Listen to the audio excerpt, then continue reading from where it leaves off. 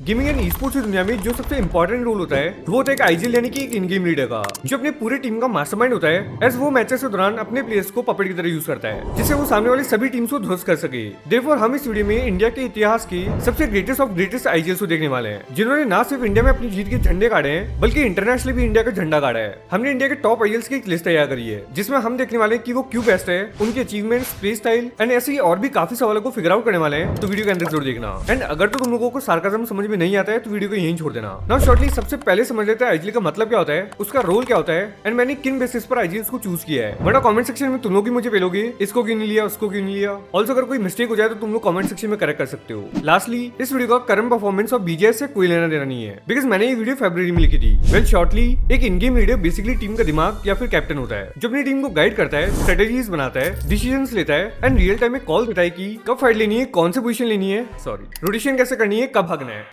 ये सभी एक आईजीएल का रोल होता है एंड एक लीडर के बिना एक टीम वैसी है जैसे टीम हाइड्रा। जाने देते बहुत मिल कर लिया। वेल शुरुआत करते हैं इंडिया में पबजी के बना टॉप आईजीएल से जो लॉबी में आते ही मुंह देते थे। मेरा मतलब है जिनको देखकर 2020 में बाकी आईजीएल मुंह देते थे। आई am talking about clutch God जो अपनी इनिशियल जर्नी में एक फ्रंटलाइन असॉल्टर थे और उन्होंने टीम सोल से पहली बार आईजीलिंग शुरू करी। वो एक अग्रेसिव आईजीएल थे। हाँ वो अलग बात है कि अब आईजीलिंग उनकी बस की नहीं। क्लच गॉड 2020 से लेकर 2021 के मिड तक ओवरऑल अपनी टीम को हाई टेम्पो प्ले स्टाइल खिलाना पसंद करते थे बट उनका प्ले स्टाइल हर टूर्नामेंट में डिफरेंट रहा है। कभी वो अपनी टीम को एज बेस्ड रोटेशन दिलवाते हैं, कभी सेंटर बेस्ड एंड कभी स्ट्रेटेजिक रोटेशंस, जिससे अर्ली फाइट्स में एंगेज ना होकर जोन प्रेडिक्शन करके एंड तक सर्वाइव करें एंड पोडियम फिनिशेस ले सके। Clutch God is popularly known as one knock push, जिसमें अगर तो अपनी ओपोनेंट टीम का एक प्लेयर नॉक करते थे तो वो तुरंत अपनी टीम के साथ रश एग्जीक्यूट करते थे। हाँ वो अलग बात है कि अब वो अपनी टीम में सबसे पहले नॉक होते हैं। क्या बक रहे हो मादर। उनका विनिंग परसेंटेज है 6.87%। उन्होंने टीएसएम एंटिटी में रहकर बेस्ट परफॉर्म किया एंड करंटली वो न्यू मेटास को अडेप्ट करने में काफी स्ट्रगल भी कर रहे हैं। फिलहाल तो वो ऑर्गलेस हैं बट बात करेगी भैया उन्होंने अपनी बेस्ट परफॉर्मिंग टीम को इसलिए छोड़ा था बिकॉज घातक भाई को शैडो में ज्यादा खूबियां दिखी जिसके चलते क्लच गॉड को शैडो से रिप्लेस किया गया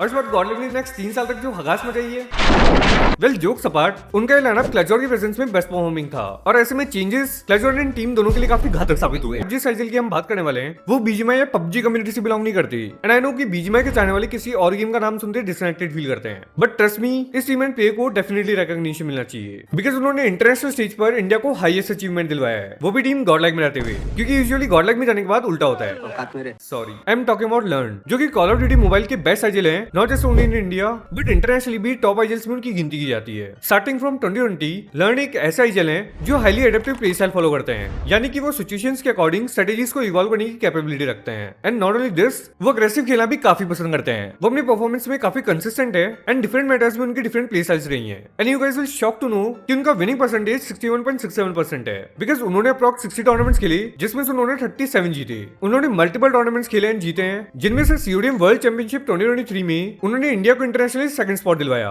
व्हिच इज क्रेजी।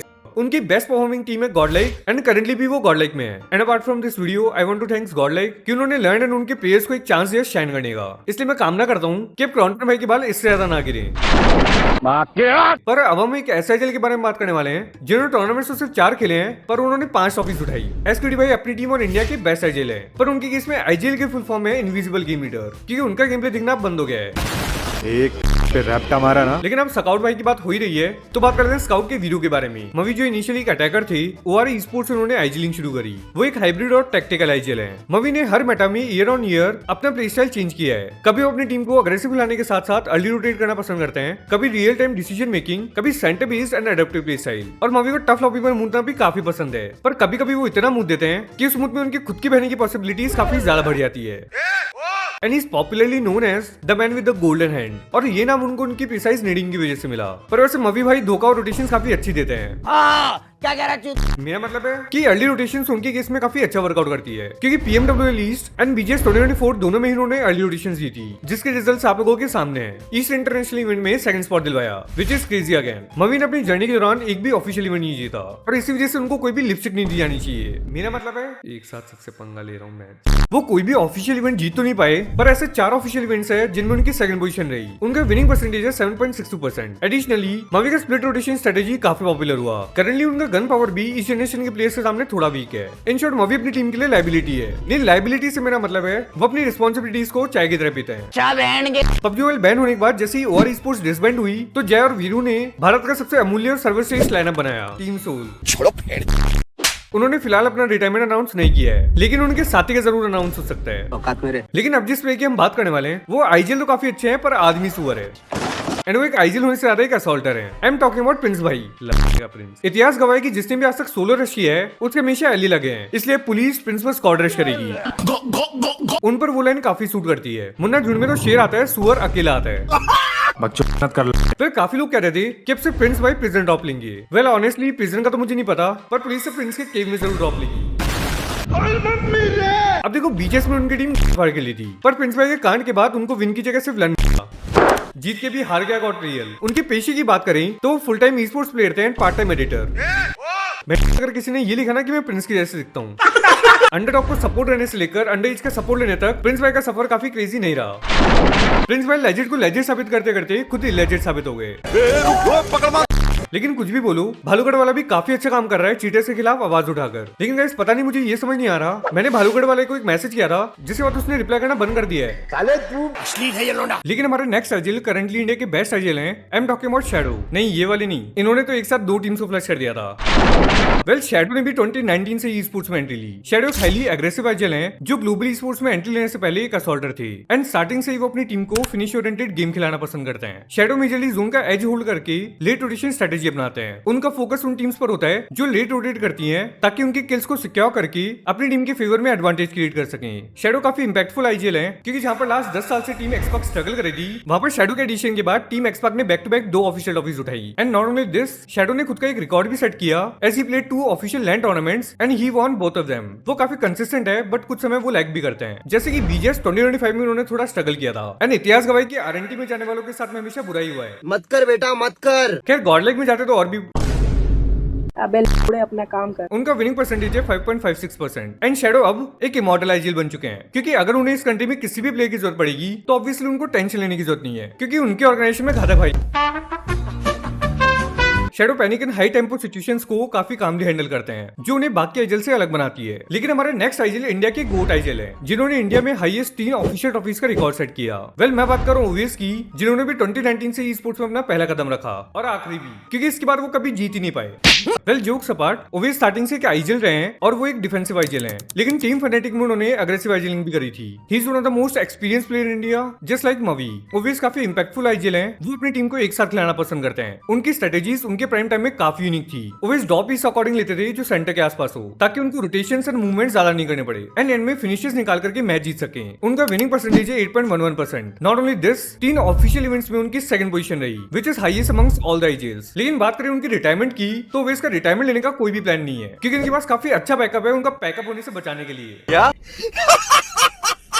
तो अब हम बात करते हैं लॉकडाउन के बाद आने वाले आईजीएल मान्या के बारे में। मान्या एक अनप्रेडिक्टेबल आईजीएल है। अनप्रेडिक्टेबल इसलिए क्योंकि कभी वो अपनी टीम को अग्रेसिव खिलाते हैं, कभी डिफेंसिव एंड कभी अडेप्टिव भी। मान्या अपने ओपोनेंट्स के पीओवी से सोचकर डिसीजन मेकिंग करते हैं और सिचुएशंस के अकॉर्डिंग अपना प्ले स्टाइल चेंज भी करते रहते हैं। आप ये भी कह सकते हैं कि मान्या के गेम प्ले स्काउट भाई जैसा है, वो भी एसवीडी भाई के जैसे इंटरनेशनल लॉबी डिजर्व करते हैं, क्योंकि इंडिया में वो परफॉर्म नहीं कर पाते। उन्होंने बीजेएस 2023 में ट्रॉफी भी उठाई एंड बाकी इवेंट्स में भी उनकी परफॉर्मेंस काइंड ऑफ कंसिस्टेंट ही रही घर जाकर। सॉरी मेरा मतलब है यहाँ से तो कोई कमबैक भी नहीं है। तो total he played 60 events and उनमें से 16 टूर्नामेंट जीते। इसी के साथ उन्होंने इंडिया में हाईएस्ट अनऑफिशियल ट्रॉफी जीतने का रिकॉर्ड भी सेट किया। उनका विनिंग परसेंटेज है 28.33%, जो कि इंडिया के सभी आईजीएल्स में हाईएस्ट है। पर ऑफ कोर्स उन्होंने टूर्नामेंट्स भी ऑलमोस्ट सभी से आधे ही खेले हैं। लेकिन भालूगढ़ के निवासी के मुताबिक 2022 में मान्या का विजन काफी अच्छा था। फिलहाल उनका विजन थोड़ा ब्लर हो चुका है, लेकिन टूर्नामेंट खेलने से याद आया, मान्या एक बार सिड को गाली देते पकड़े गए। लेकिन हाल फिलहाल की बात करें तो उनके दिल मिल चुके। टीम ब्लाइंड के फ्रॉड के बाद सोल ने उनको पोच किया। मेरा मतलब अप्रोच एंड एक्वायर किया। करंटली वो टीम सोल में ही है, पर पता नहीं कब तक के लिए। नेक्स्ट हम जिस आईजीएल की बात करने वाले हैं वो इंडिया में इकलौते ऐसे प्लेयर हैं जिन्होंने लॉन्गेस्ट पॉसिबल टाइम के लिए year on year consistently trophies उठाई हैं। He is one of the most decorated IGLs of all time. I am talking about Desto AK Amar. नहीं ये वाले नहीं जो अपने फैन बेस को गाली देते हैं, मैं इन अमर की बात कर रहा हूँ जिनके फैंस ही नहीं है। सॉरी, डेस्टो ने भी 2019 से ई स्पोर्ट्स में एंट्री ली, लेकिन वो शुरुआत में आईजीएल नहीं थे। डेस्टो एक टैक्टिकल आईजीएल है जो ज्यादा अग्रेसिव खेलना पसंद नहीं करते, लेकिन कभी कभी सिचुएशंस के अकॉर्डिंग वो अपनी टीम को अग्रेसिव भी खिलाते हैं। मैच के अंदर रियल टाइम स्ट्रेटेजीज और माइक्रो डिसीजंस पर फोकस रखते हैं। वो जोन को ज्यादा प्रायोरिटाइज करते हैं ओवर फिनिशेस। नाउ रोटेशंस की बात करें तो मेजरली एज बेस्ड रोटेशंस करते हैं एंड कभी कभी situation based and late rotations. He is popularly known as a trophy magnet, क्योंकि उन्होंने सिर्फ 10 ऑफिशियल इवेंट्स खेले हैं एंड उनमें से 3 ट्रॉफीज उठाई। बट सोर्सेस के अकॉर्डिंग टीम्स 2020 में वो आईजीएल नहीं कर रहे थे, पर हाँ 2 में he was was IGL and along with this वो कुछ हाई टियर अनऑफिशियल इवेंट्स में भी अपनी जीत का परचम लहरा चुके हैं। उनका विनिंग परसेंटेज 8.04% है। बात करें उनकी यूनिकनेस की तो डेस्टो भी शेडो की तरह कूल हेडेड आईजीएल है। उनको बीजीएमआई का थाला भी बुलाया जाता है। हाँ मालूम है यार, क्लास वाइज जोक है, पर अब किसी पर जोक बनाने के लिए उसका रेलेवेंट रहना भी तो जरूरी है ना। अबे तू थोड़ा talking about conclusion of this video, तो करंटली इंडिया के बेस्ट आईजीएल है Somraj and Shadow. Internationally Mavi learn and Ghatak भाई ने इंडिया को सुप्रीम स्पॉट दिलवाया है। हाँ घातक भाऊ नहीं, एम जैसे कोच वाला नहीं, पीएमसीओ ग्लोबल फाइनेंस वाला। इंडिया के ओवरऑल बेस्ट आईजीएल्स में we can consider Owais and Desto because of their achievements. बाकी तुम लोगों के फेवरेट आईजीएल्स के नाम मुझे कमेंट सेक्शन में जरूर बताना। But special mention for a few IGLs, जिसमें सबसे पहले है सोमराज, जिन्होंने ऑफ कोर्स बीजीएस 2021 एंड 2025 जीता है, एंड एक राइजिंग अंडरडॉग जिन्होंने back to back 2 times Bihar state championship जीती है। I am talking about TWM Areeb, जिनको स्वयं श्री श्री डायनामो भाई ने सम्मानित किया है। और मुझे पता है कि गॉडलाइक फैंस मुझे कोट करने वाले हैं कि भाई पंग बाबू कहां पर है, तो लेट मी टेल यू कि पंग भाई रिसेंटली आईजीलिंग करने लगे हैं। उससे पहले वो एक असॉल्टर थे, उनके पास काफी एमवीपी ट्रॉफीज भी हैं, लेकिन एज एन आईजीएल उन्होंने उतनी ही ट्रॉफीज उठाई जितना मेरा और पंग भाई का बॉडी काउंट है। नहीं साथ में भी नहीं और अलग अलग भी नहीं। Alright, thanks for watching. मिलते हैं सेकंड पार्ट में, जिसमें हम डिस्कस करने वाले हैं इंडिया के बेस्ट असॉल्टर्स। बाकी वीडियो पसंद आई या नहीं आई, इस लेवल के एफर्ट्स के लिए 1 लाख तो बनता है यार। भयंकर लेवल पर रिसर्च और मेहनत लगी है। आई होप आप लोगों को मजा आया होगा और सब्सक्राइब भी कर ही लो यार। सिर्फ इस एसेस को बनाने में मुझे 40 to 45 मिनट्स लग गई। सोचो भालूगढ़ वाले को कितना टाइम लगता हो। अगर तुम लोग अभी तक सोच रहे हो कि प्रणव का सॉफ्टवेयर यूज करना चाहिए या नहीं, तो गाइस आंसर इज क्लियर, जरूर से ट्राई करो। डिस्क्रिप्शन और पिन कमेंट में दिए हुए लिंक पर जाओ एंड सॉफ्टवेयर को ग्रैब करो। एंड अभी तक तुम लोगों ने टेलीग्राम ज्वाइन नहीं किया है, मुझे डायरेक्टली मैसेज भेजो एंड अपनी लाइफ चेंज करो।